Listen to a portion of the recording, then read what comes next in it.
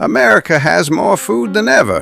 More corn, more soybeans, more meat, more machines, more supermarket shelves packed from floor to ceiling. So why are American farmers disappearing?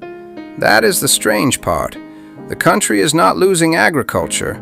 It is losing the people who used to own it, work it, and pass it down. The field is still there. The harvest is still there. The food system is still running. But the small, independent farmer is being squeezed by debt, land prices, corporate scale, global markets, and political decisions made far away from the farm. And when the farmer disappears, the damage does not stop at the fence line. The town loses children, the school loses students, the church loses families, the feed store loses customers, the young people leave, and slowly rural America becomes something different, not empty, not dead, but no longer owned by the people who built it. This is why American farmers are disappearing.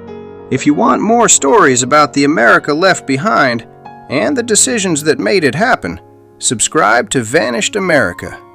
Here, we don't just show the story, we follow the money behind it.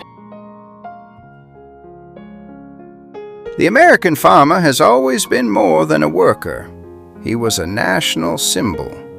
He represented independence, self-reliance, family, land ownership, hard work. A kind of moral backbone that America liked to imagine it still had. For generations, the family farm stood for something bigger than production. It stood for continuity. Parents passing land to children, children growing up with chores, seasons, animals, weather, and the knowledge that the family survived only if everyone worked. And in many parts of America, that was real. But the myth has outlived the reality.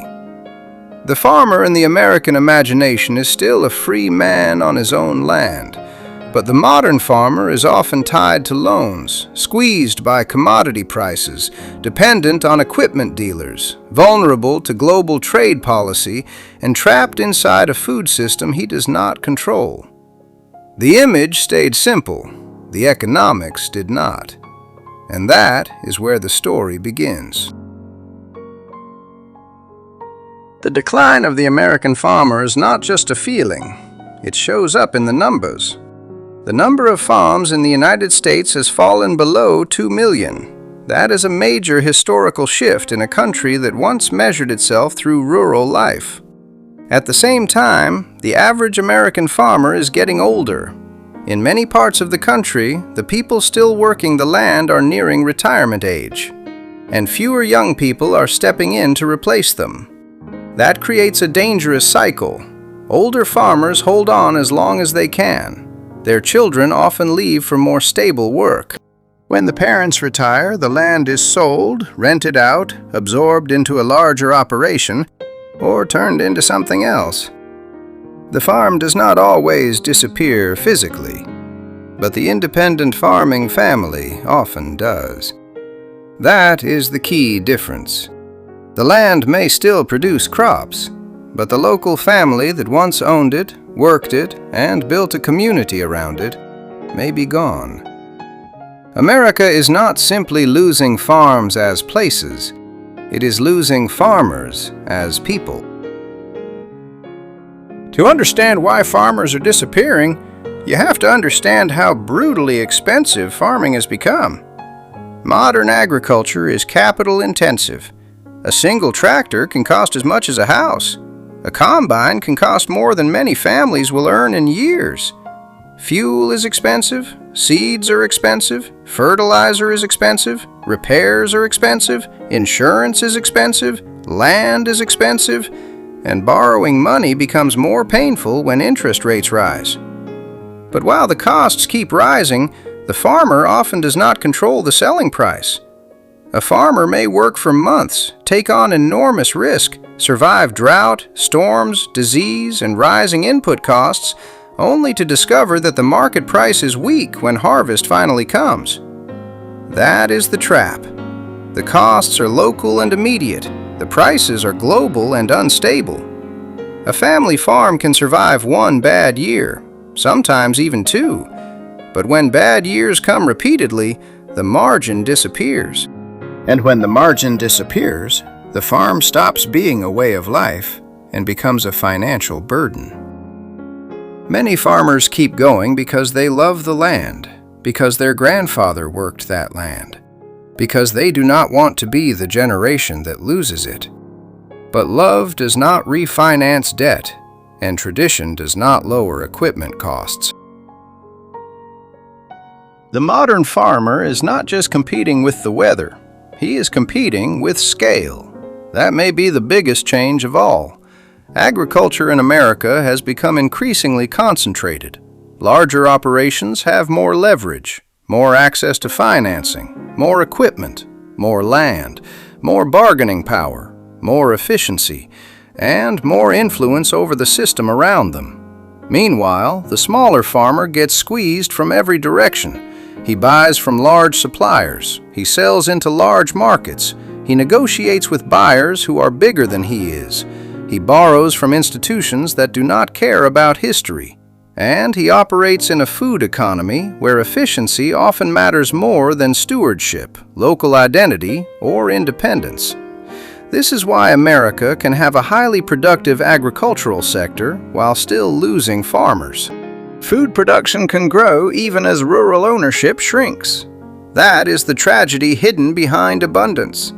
The country sees full supermarkets and assumes the countryside is healthy. But a system can produce more food while becoming less human, more efficient while becoming more fragile, more productive while pushing out the very people it once celebrated. American farming has never been separate from politics. It only looks that way from a distance. Trade policy matters. Tariffs matter. China matters. Subsidies matter. Fuel prices matter. Immigration policy matters. Interest rates matter. Environmental rules matter. Crop insurance matters. Water policy matters. A decision made in Washington can land like a storm in rural America. If export markets shrink, farmers feel it. If input costs rise, farmers feel it. If labor gets harder to find, farmers feel it. If subsidies reward size or fail to protect smaller producers, farmers feel it.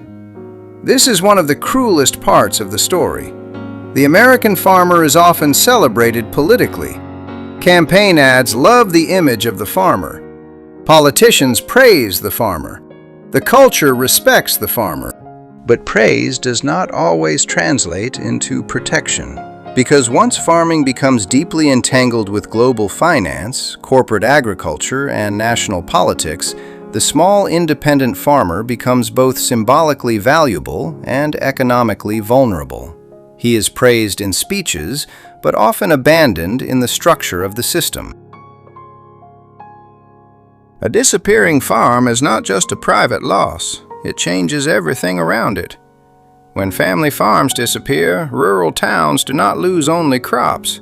They lose customers, they lose children, they lose school enrollment, they lose small mechanics, they lose feed stores, they lose equipment dealers, they lose churches, they lose county fairs, they lose the social fabric that made the countryside feel alive. This is why the death of the farmer is never only about farming. It is about the collapse of a whole local ecosystem. A farm supported a family. That family supported a school. That school supported a town. That town supported local businesses. And together they formed a rural way of life. Once the farm disappears, the loss spreads outward. The town does not die in a single moment. It dies piece by piece. First the young people leave. Then the store closes. Then the church shrinks. Then the school consolidates. Then the local identity fades. And one day, the town is still on the map, but the life that once held it together is mostly gone. There is one part of rural America that makes this story even more interesting. In some regions, especially places like Pennsylvania, Ohio, and Indiana, Amish and conservative Mennonite communities still preserve a very different relationship to farming. They are not identical groups, and not all of them farm in the same way. Some are more traditional, some use more technology, some rely more heavily on farming than others. But together, they offer a striking contrast to the mainstream trajectory of American agriculture. In many of these communities, farming is still tied to family life, to religious belief, to discipline, to continuity, to land passed through generations, to labor that is still deeply personal. That does not mean they are untouched by economic pressure. They are not living outside reality. Land still costs money. Markets still matter. Rural life is still under pressure. But they often preserve something much of America has lost. They preserve the idea that farming is not just an industry, it is a life. That is why they matter in this story. Not because they are the solution to modern agriculture, and not because they represent all farmers, but because they remind us what the country has been losing. In much of America, the farm became a business model. In some Amish and Mennonite communities, it is still closer to a household economy, a social order, and a moral world. That contrast is powerful, because it shows that the disappearance of the independent farmer is not simply about land or technology. It is also about what kind of civilization America chose to build. This is the uncomfortable truth at the heart of the story. America is not running out of food, it is running out of independent farmers. That distinction matters. The country can still produce huge harvests, the machinery can keep moving, the exports can keep flowing, the corporate structure can keep functioning. But if fewer families own the land, fewer communities live from it, and fewer children grow up expecting to inherit it, then something important has still been lost. A nation can keep its output and lose its culture. It can preserve production and destroy independence. It can keep the field and lose the farmer. And once that happens, the American countryside becomes something different.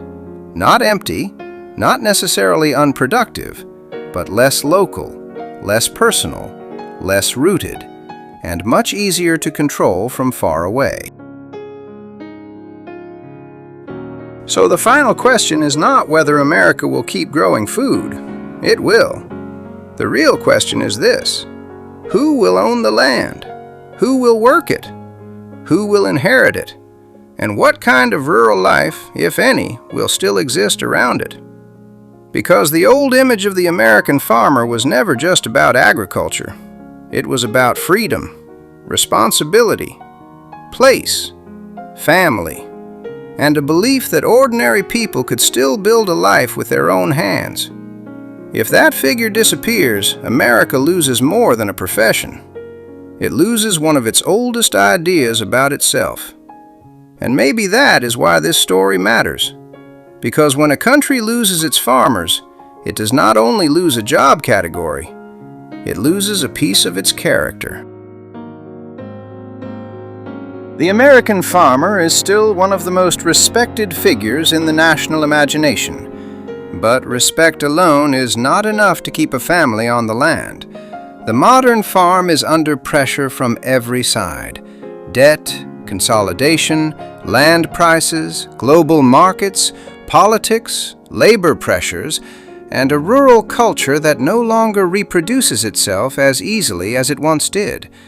So the next time you pass a wide field, a lonely barn, or a farmhouse standing against the horizon, it is worth asking a deeper question. Is this still the world that built the American farmer? Or is it the world that is quietly replacing him? Because America may still feed itself, but it is slowly losing the people who once gave that fact a human face.